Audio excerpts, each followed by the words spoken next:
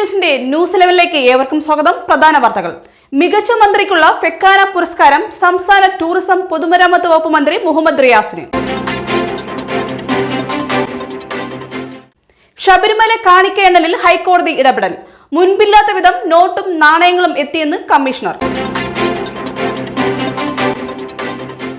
മന്ത്രിയുടെ അമേരിക്കയിലെ പ്രഥമ വേദക്ഷേത്രം ഷിക്കാഗോ ഗീതാ മണ്ഡപത്തിൽ ഉയർന്നു.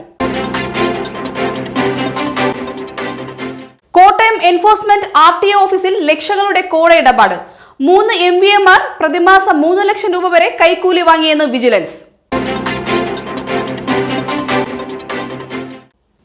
കോവളം മുതൽ ഗോവ വരെ 5 കോടി രൂപയുടെ ക്രൂയിസ് ടൂറിസം പദ്ധതി പ്രഖ്യാപിച്ച് കേരളം. തമിഴകം വിവാദത്തിൽ നിന്നും പിന്മാറി തമിഴ്നാട് ഗവർണർ RN രവി. കേരളത്തിനുള്ള അരിവിഹിതം വർദ്ധിപ്പിക്കണമെന്ന് മന്ത്രി GR അനിൽ കേന്ദ്ര ഭക്ഷ്യമന്ത്രിയുമായി ചർച്ച നടത്തി.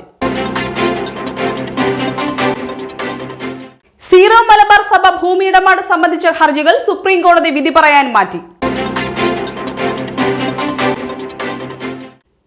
മുസ്ലിം സമുദായത്തിനെതിരെ പരാമർശം നടത്തുന്ന നേതാക്കളെ ശകാരിച്ച് പ്രധാനമന്ത്രി നരേന്ദ്രമോദി. വിവാദ പ്രസ്താവനകൾ ഒഴിവാക്കണമെന്ന് നിർദ്ദേശം. 2 ലോക മഹായുദ്ധങ്ങൾക്കും സാക്ഷിയായ ലോകത്തിലെ ഏറ്റവും പ്രായം കൂടിയ വ്യക്തിയും കന്യാസ്ത്രീയുമായ ആൻഡ്രി അന്തരിച്ചു. 118 വയസ്സായിരുന്നു. ബിസിനസിനായി മുഴുവൻ സമയവും മാറ്റിവെക്കാൻ ഇന്ത്യ തയ്യാറെന്ന് കേന്ദ്രമന്ത്രി സ്മൃതി ഇറാനി.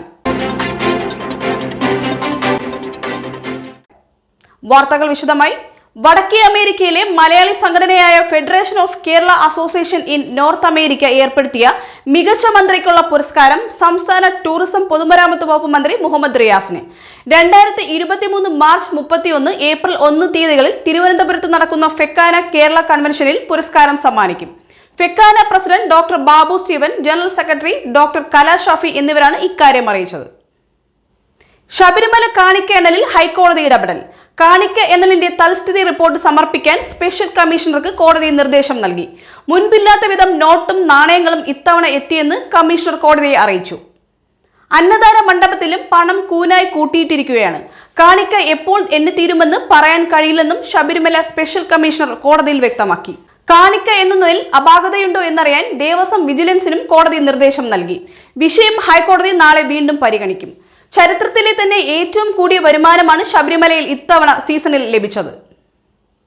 സനാതന ധർമ്മ പ്രചാരണം പ്രധാനമായി ലക്ഷ്യമായി പ്രവർത്തിക്കുന്ന Malayali association of north American Hindu സംഘടനയുടെ 1ാം വാർഷികം പ്രമാണിച്ച് അമേരിക്കയിലെ പ്രധാനപ്പെട്ട നഗരങ്ങളിൽ ഉയരുന്ന വേദക്ഷേത്രങ്ങൾക്ക് മുന്നോടിയായി ആദ്യ വേദക്ഷേത്രം ഷിക്കാഗോയിൽ ഉയർന്നു.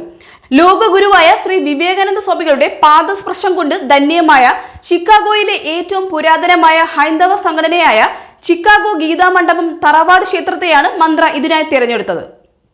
ഓപ്പറേഷൻ ഓവർലോഡിന്റെ ഭാഗമായി കോട്ടയം എൻഫോഴ്സ്മെന്റ് RTO ഓഫീസിൽ കണ്ടെത്തിയത് ലക്ഷങ്ങളുടെ കോഴ ഇടപാട്. തെള്ളകത്തെ എൻഫോഴ്സ്മെന്റ് RTO ഓഫീസിന് മുന്നിൽ MVA പ്രതിമാസം 3 ലക്ഷം രൂപ വരെ കൈക്കൂലി വാങ്ങി എന്നതിന്റെ തെളിവ് വിജിലൻസിന് കിട്ടി. ടിപ്പർ ലോറികളുടെ നിയമലംഘനങ്ങൾക്ക് നേരെ കണ്ണടയ്ക്കുന്നതിനായിരുന്നു കൈക്കൂലി വാങ്ങിയതെന്ന് അന്വേഷണത്തിൽ വ്യക്തമായി. കോവളം മുതൽ ഗോവ വരെ 5 കോടി രൂപയുടെ ക്രൂയിസ് ടൂറിസം പദ്ധതി പ്രഖ്യാപിച്ച് കേരളം. പദ്ധതിക്കായി 5 കോടി രൂപ വകയിരുത്തിയെന്ന് കേരള ടൂറിസം വകുപ്പ് ഡയറക്ടർ അറിയിച്ചു. കോവളം, കൊല്ലം, കൊച്ചി, ബേപ്പൂർ എന്നീ കേരളത്തിലെ പ്രധാന വിനോദസഞ്ചാര കേന്ദ്രങ്ങളെ മംഗളൂരു, ഗോവ എന്നിവയുമായി ബന്ധിപ്പിക്കുന്നതാണ് ക്രൂയിസ് ടൂറിസം പദ്ധതി. പദ്ധതിയുടെ അന്തിമ രൂപം 1 മാസത്തിനുള്ളിൽ സമർപ്പിക്കാൻ ഉത്തരവായി. ഒരു വിദഗ്ധ സമിതിയെ ഇതിനായി നിയമിച്ചിട്ടുണ്ട്. തമിഴകം വിവാദത്തിൽ നിന്നും പിന്മാറി തമിഴ്നാട് ഗവർണർ RN രവി. തമിഴ്നാടിന്റെ പേര് തമിഴകം എന്നാക്കി മാറ്റണമെന്ന് താൻ ഉദ്ദേശിച്ചിട്ടില്ലെന്ന് വിശദീകരിച്ച് ഗവർണർ വാർത്താക്കുറിപ്പിറക്കി. സാഹചര്യം മനസ്സിലാക്കാതെ ചിലർ തന്റെ വാക്കുകളെ തെറ്റായി വ്യാഖ്യാനിച്ചുവെന്നും RN രവി കുറ്റപ്പെടുത്തി. സംസ്ഥാനത്തിന്റെ പേര് മാറ്റണമെന്ന് താൻ ഉദ്ദേശിച്ചിട്ടില്ല. തമിഴകം എന്ന വാക്ക് ഉപയോഗിച്ചതും ആ അർത്ഥത്തിലല്ല. കാശിയും തമിഴ്നാടും തമ്മിലുണ്ടായിരുന്ന സാംസ്കാരിക ബന്ധത്തെ അനുസ്മരിപ്പിക്കാൻ രാജ്ഭവനിൽ സംഘടിപ്പിച്ച ചടങ്ങിൽ സാന്ദർഭികമായാണ് തമിഴകം എന്ന വാക്ക് ഉപയോഗിച്ചതെന്ന് അദ്ദേഹം വ്യക്തമാക്കി. കേരളത്തിനുള്ള അരിവിഹിതം വർദ്ധിപ്പിക്കണമെന്ന് മന്ത്രി GR അനിൽ കേന്ദ്ര ഭക്ഷ്യമന്ത്രിയുമായി ചർച്ച നടത്തി.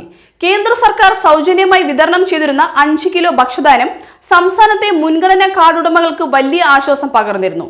പ്രസ്തുത പദ്ധതി നിർത്തലാക്കിയതിലൂടെ കേന്ദ്ര സർക്കാർ സംസ്ഥാനങ്ങൾക്ക് നൽകി വന്നിരുന്ന ഭക്ഷ്യധാന്യ വിതരണം ഏകദേശം പകുതിയായി കുറഞ്ഞിരിക്കുകയാണ്. നെല്ല് സംഭരണവുമായി ബന്ധപ്പെട്ട് സപ്ലൈകോ സമർപ്പിച്ച രേഖകൾ പരിശോധനയിലാണെന്നും നടപടികൾ പൂർത്തീകരിച്ച് മുഴുവൻ തുകയും ഉടൻ ലഭ്യമാക്കാമെന്ന് കേന്ദ്രമന്ത്രി അറിയിച്ചതായി ഭക്ഷ്യമന്ത്രി പറഞ്ഞു. സീറോ മലബാർ സഭ ഭൂമി ഇടപാട് സംബന്ധിച്ച ഹർജികൾ സുപ്രീം കോടതി വിധി പറയാൻ മാറ്റി. പള്ളികളുടെ ഭൂമിയും ആസ്തിയും വിൽക്കാൻ ബിഷപ്പുമാർക്ക് അധികാരമില്ലെന്ന ഉത്തരവിൽ ഹൈക്കോടതി സ്വീകരിക്കുന്ന തുടർ നടപടികളിൽ സുപ്രീം കോടതിയുടെ അതൃപ്തി. സഭയുടെ ഭൂമിയുടെ കാര്യം മാത്രം എങ്ങനെ സ്വകാര്യ വിഷയമായി കണക്കാക്കുമെന്ന നിരീക്ഷണവും കോടതിയിൽ നിന്നുണ്ടായി. അന്വേഷണത്തിൽ ക്രമക്കേട് കണ്ടെത്താനായില്ലെന്ന വാദം സംസ്ഥാനം കോടതിയിൽ ആവർത്തിച്ചു. മുസ്ലിം സമുദായത്തിനെതിരെ പരാമർശനം നടത്തുന്ന നേതാക്കളെ ശകാരിച്ച് പ്രധാനമന്ത്രി നരേന്ദ്രമോദി. വിവാദ പ്രസ്താവനകൾ ഒഴിവാക്കണമെന്ന് നിർദ്ദേശം. ജനങ്ങളെ സേവിക്കാൻ എല്ലാം ചെയ്യണമെന്നും നമ്മൾ ചരിത്രം സൃഷ്ടിക്കണമെന്നും മോദി പാർട്ടി പ്രവർത്തകരോട് പറഞ്ഞു. ന്യൂഡൽഹിയിൽ 2 ദിവസത്തെ BJP ദേശീയ എക്സിക്യൂട്ടീവ് യോഗത്തിന്റെ സമാപന ചടങ്ങിൽ സംസാരിക്കുകയായിരുന്നു അദ്ദേഹം. പ്രധാനമന്ത്രി നരേന്ദ്രമോദി, BJP അധ്യക്ഷൻ JP നദ്ദ, കേന്ദ്ര ആഭ്യന്തരമന്ത്രി അമിത്ഷാ എന്നിവരുൾപ്പെടെയുള്ള ഉന്നത നേതാക്കൾ യോഗത്തിൽ പങ്കെടുത്തു.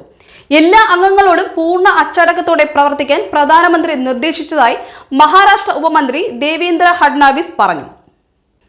ലോകത്തിലെ ഏറ്റവും പ്രായം കൂടിയ വ്യക്തിയും കന്യാസ്ത്രീയുമായ ആൻഡ്രി അന്തരിച്ചു. ഇന്നലെ പുലർച്ചെ 2 മണിയോടെയായിരുന്നു അന്ത്യം. 118 വയസ്സായിരുന്നു. സിസ്റ്റർ നമ്മെ വിട്ടു പോയത് ദുഃഖകരമാണെങ്കിലും സഹോദരനൊപ്പം ചേരുകയെന്ന് അവരുടെ ആഗ്രഹമായിരുന്നു. അവരെ സംബന്ധിച്ചിടത്തോളം ഇത് സ്വാതന്ത്ര്യമാണെന്നും കത്തോലിക്ക വക്താവ് അറിയിച്ചു. 119 വയസ്സാകാൻ വെറും 1 മാസം ശേഷിക്കെയാണ് വിയോഗം.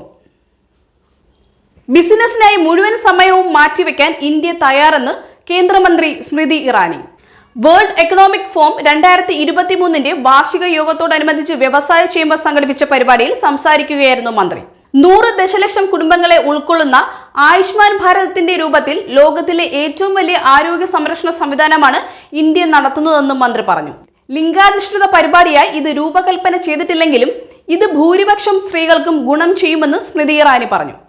ഇന്നത്തെ ന്യൂസ് 11 ഇവിടെ അവസാനിക്കുന്നു. നന്ദി, നമസ്കാരം.